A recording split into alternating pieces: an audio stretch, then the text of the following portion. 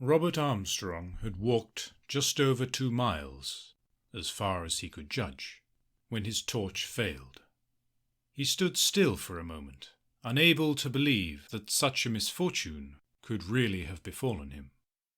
Then, half maddened with rage, he hurled the useless instrument away. It landed somewhere in the darkness, disturbing the silence of this little world.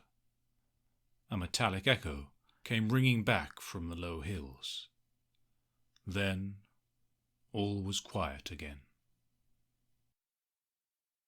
This, thought Armstrong, was the ultimate misfortune. Nothing more could happen to him now. He was even able to laugh bitterly at his luck, and resolved never again to imagine that the fickle goddess had ever favoured him. Who would have believed that the only tractor at Camp 4 would have broken down when he was just setting off for Port Sanderson? He recalled the frenzied repair work, the relief when the second start had been made, and the final debacle when the Caterpillar trek had jammed. It was no use regretting the lateness of his departure. He could not have foreseen these accidents, and it was still a good 4 hours before the Canopus took off.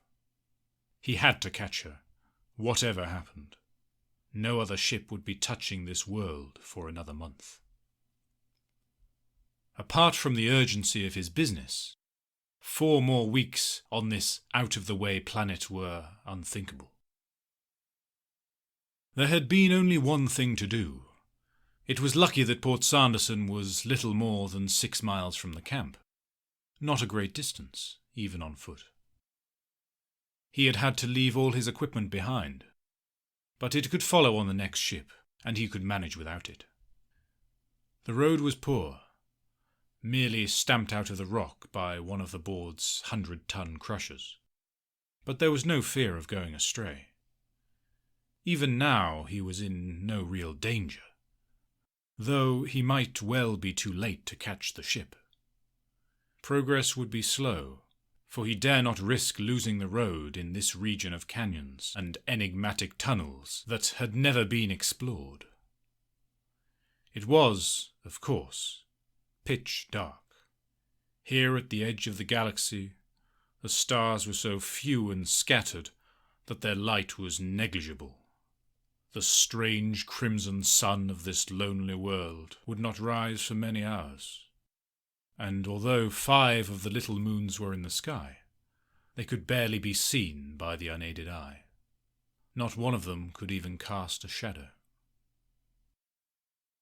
Armstrong was not the man to bewail his luck for long. He began to walk slowly along the road, feeling its texture with his feet. It was, he knew, fairly straight, except where it wound through Carver's Pass. He wished he had a stick or something to probe the way before him, but he would have to rely for guidance on the feel of the ground. It was terribly slow at first, until he gained confidence. He had never known how difficult it was to walk in a straight line. Although the feeble stars gave him his bearings, again and again he found himself stumbling among the virgin rocks at the edge of the crude roadway. He was travelling in long zigzags that took him to alternate sides of the road. Then he would stub his toes against the bare rock and grope his way back onto the hard-packed surface once again. Presently it settled down to a routine. It was impossible to estimate his speed. He could only struggle along and hope for the best. There were 4 miles to go. 4 miles, and as many hours. It should be easy enough, unless he lost his way. But he dared not think of that. Once he had mastered the technique, he could afford the luxury of thought. He could not pretend that he was enjoying the experience, but he had been in much worse positions before. As long as he remained on the road, he was perfectly safe. He had been hoping that, as his eyes became adapted to the starlight, he would be able to see the way. But he now knew that the whole journey would be blind. The discovery gave him a vivid sense of his remoteness from the heart of the galaxy. On a night as clear as this, the skies of almost any other planet would have been blazing with stars. Here, at this outpost of the universe, the sky held perhaps 100 faintly gleaming points of light, as useless as the 5 ridiculous moons on which no one had ever bothered to land. A slight change in the road interrupted his thoughts. Was there a curve here, or had he veered off to the right again? He moved very slowly along the invisible and ill-defined border. Yes, there was no mistake. The road was bending to the left. He tried to remember its appearance in the daytime, but he had only seen it once before. Did this mean that he was nearing the pass? He hoped so, for the journey would then be half completed.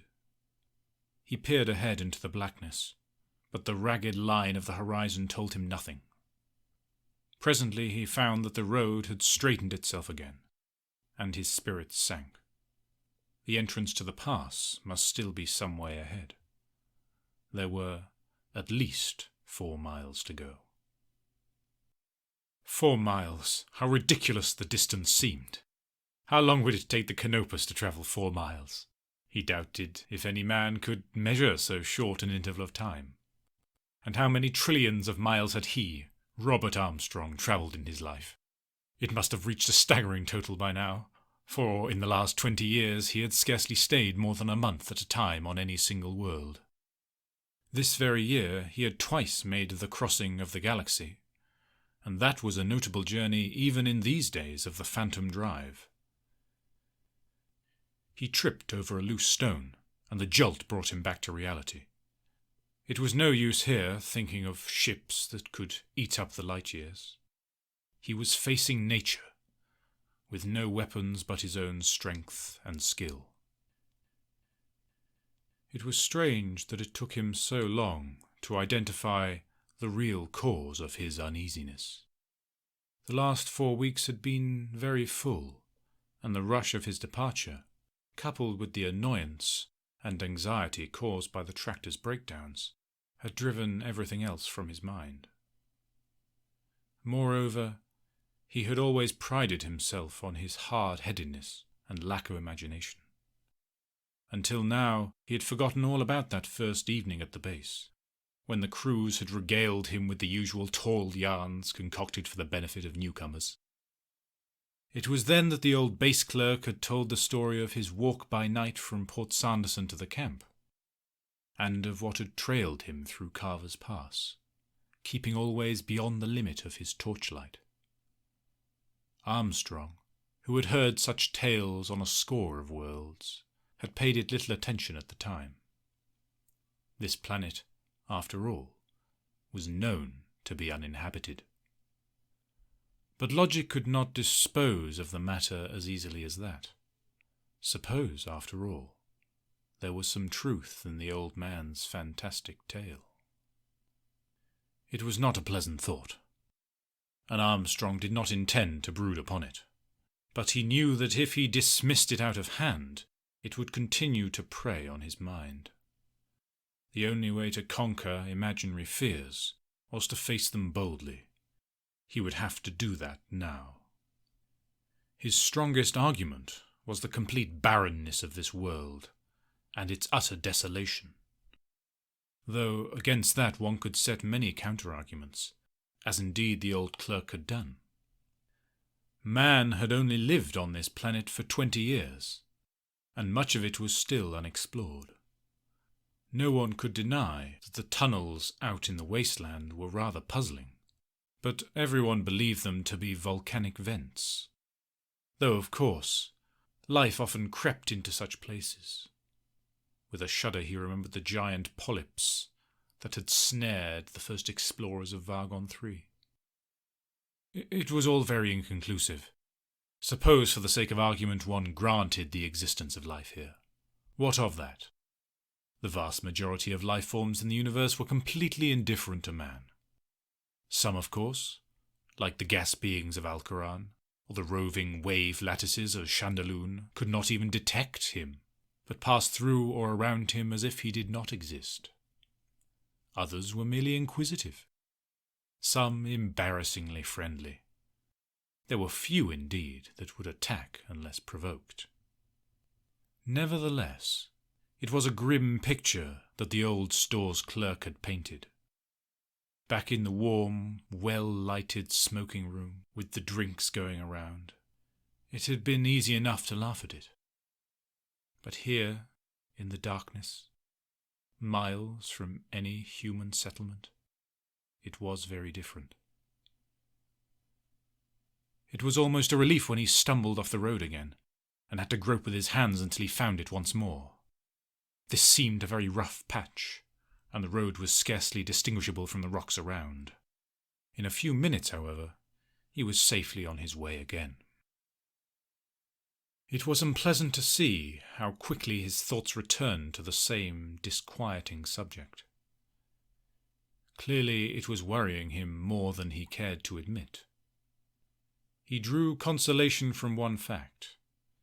It had been quite obvious that no one at the base had believed the old fellow's story. Their questions and banter had proved that.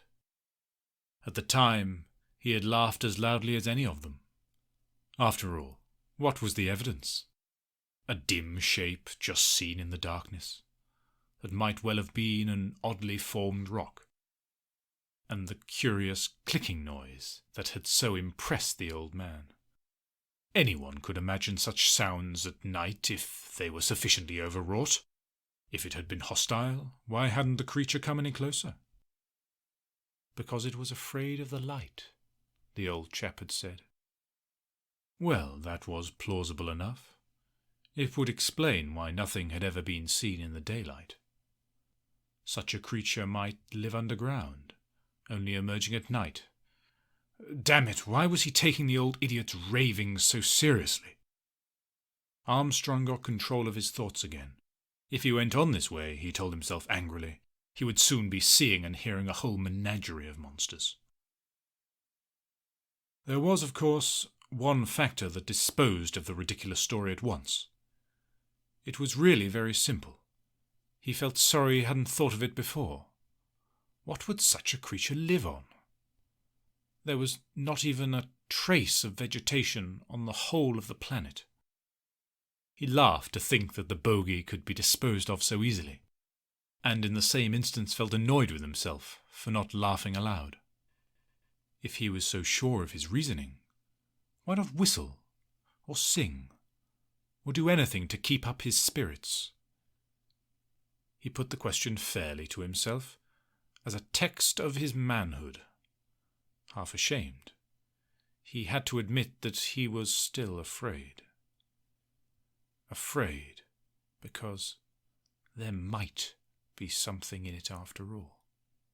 But at least his analysis had done him some good.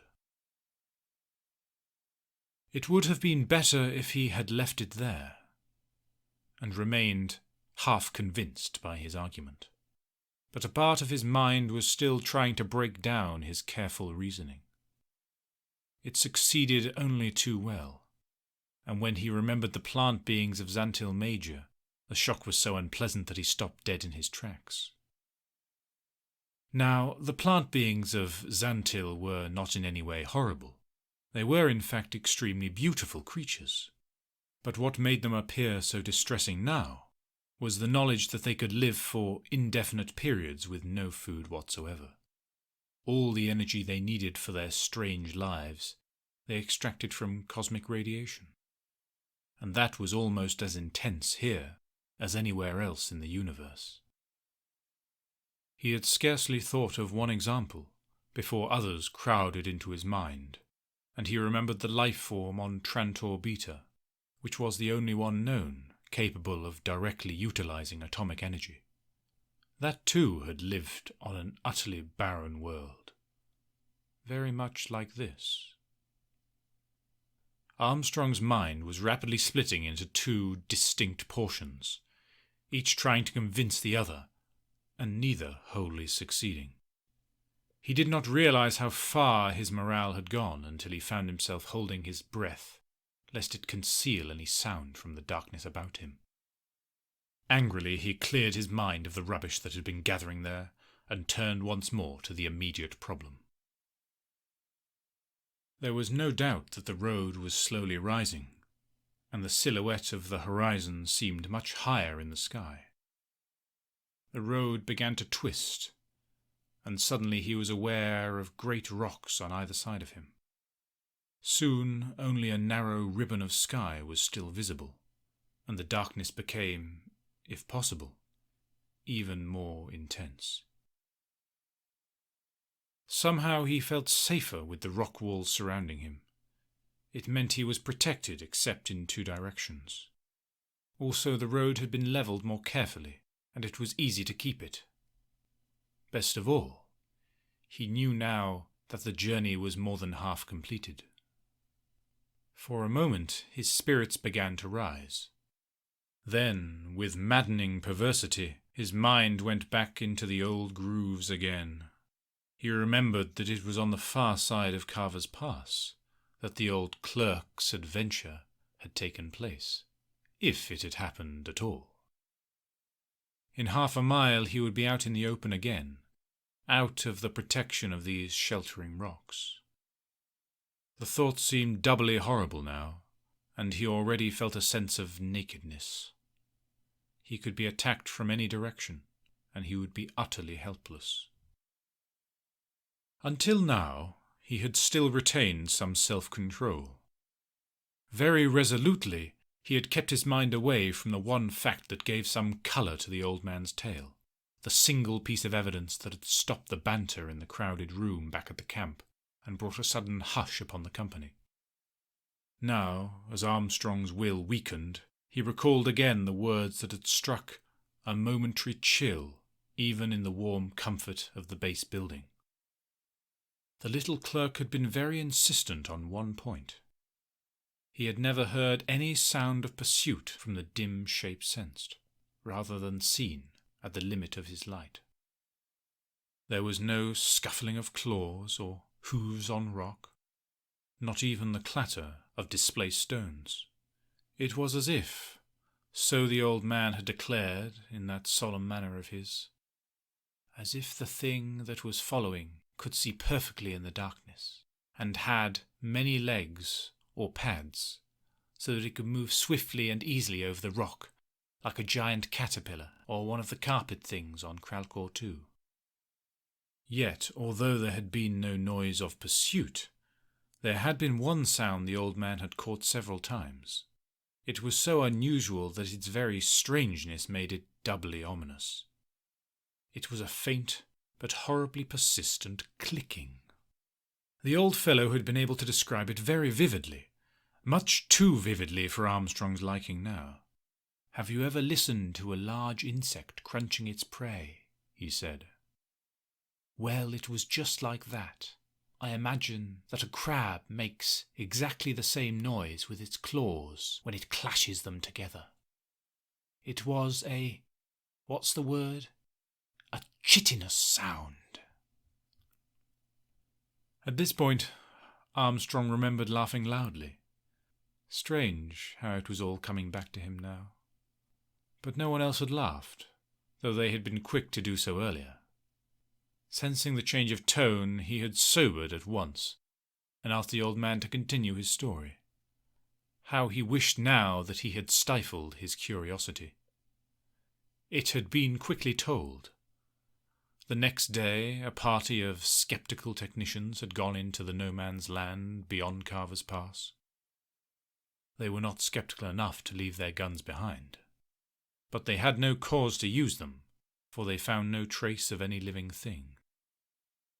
There were the inevitable pits and tunnels, glistening holes down which the light of the torches rebounded endlessly until it was lost in the distance. But the planet was riddled with them. Though the party found no sign of life, it discovered one thing it did not like at all. Out in the barren and unexplored land beyond the pass, they had come upon an even larger tunnel than the rest. Near the mouth of that tunnel was a massive rock, half embedded in the ground, and the sides of that rock had been worn, as if it had been used as an enormous whetstone. No less than 5 of those present had seen this disturbing rock. None of them could explain it satisfactorily as a natural formation, but they still refused to accept the old man's story. Armstrong had asked them if they had ever put it to the test. There had been an uncomfortable silence. Then Big Andrew Hargreaves had said, "Hell, who'd walk out to the pass at night just for fun?" and had left it at that. Indeed, there was no other record of anyone walking from Port Sanderson to the camp by night, or, for that matter, by day.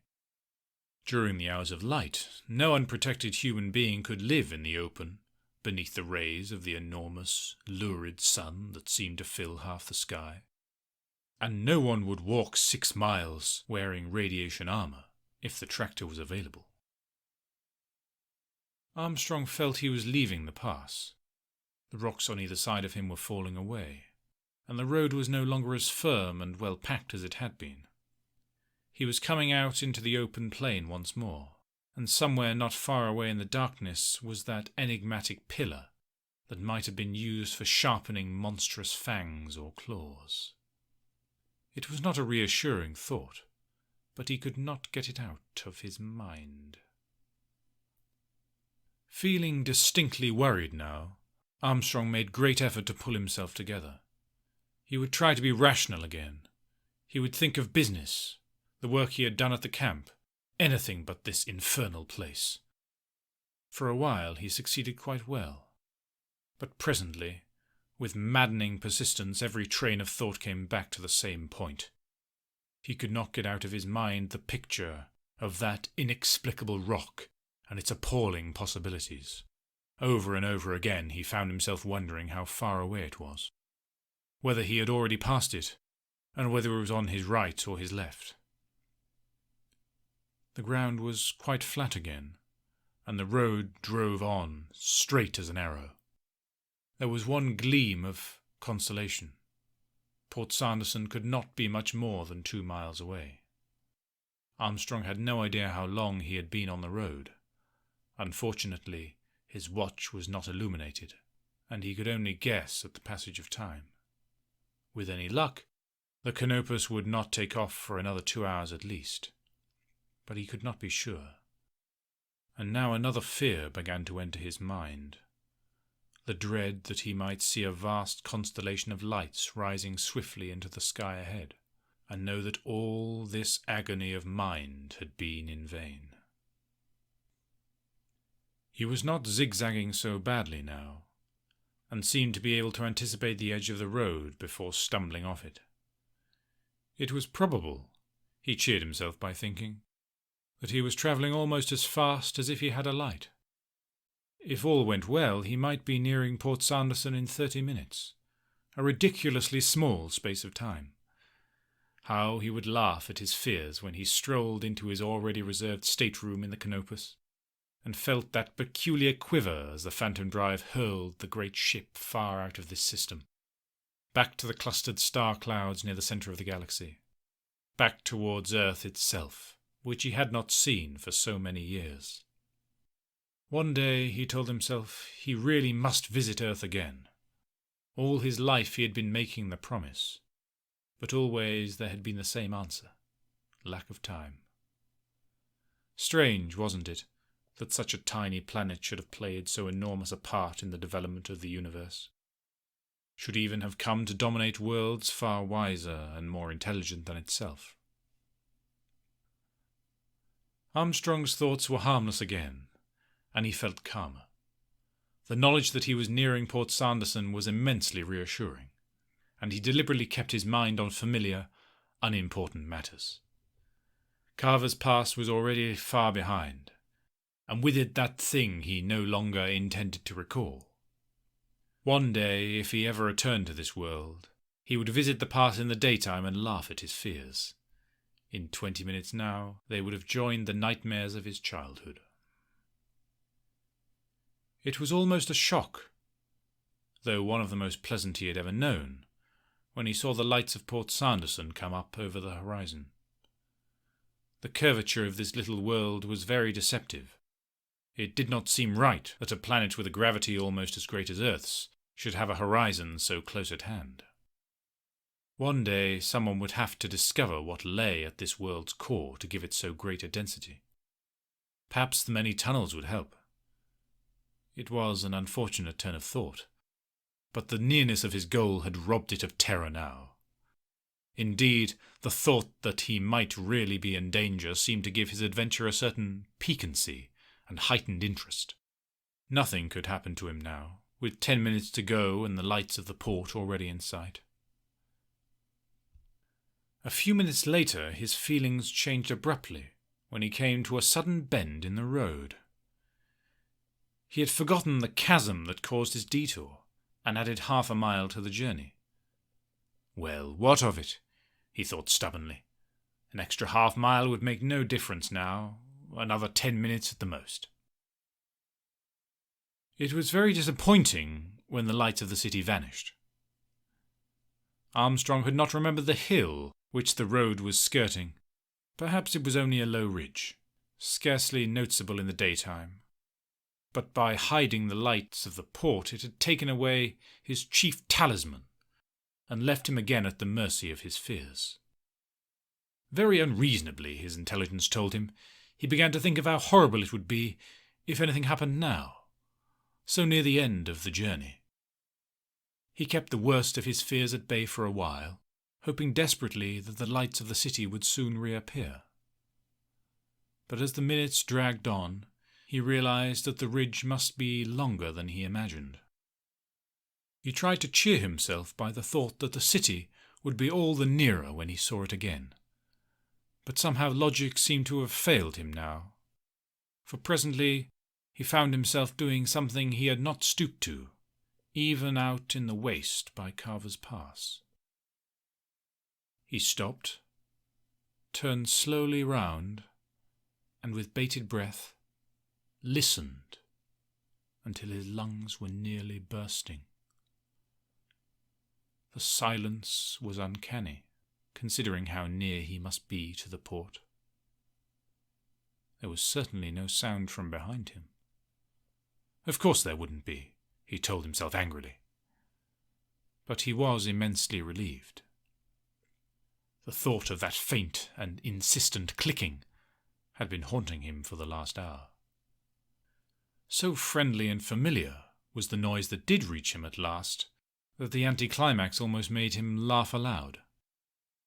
Drifting through the still air from a source clearly not more than a mile away came the sound of a landing field tractor, perhaps one of the machines loading the Canopus itself. In a matter of seconds, thought Armstrong, he would be round this ridge with the port only a few 100 yards ahead. The journey was nearly ended. In a few moments this evil plain would be no more than a fading nightmare. It seemed terribly unfair. So little time, such a small fraction of human life, was all he needed now. But the gods have always been unfair to man, and now they were enjoying their little jest. For there could be no mistaking the rattle of monstrous claws in the darkness ahead of him.